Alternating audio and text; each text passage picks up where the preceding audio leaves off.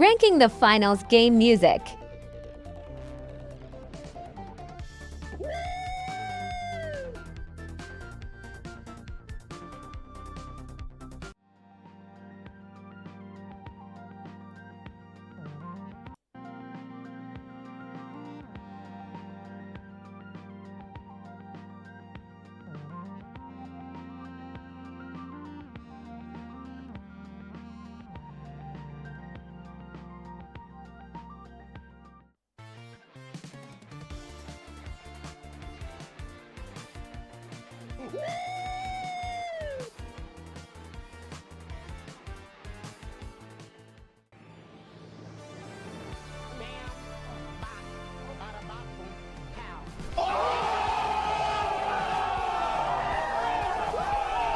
That's what I'm talking about!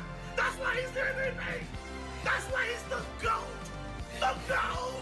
It was perfect.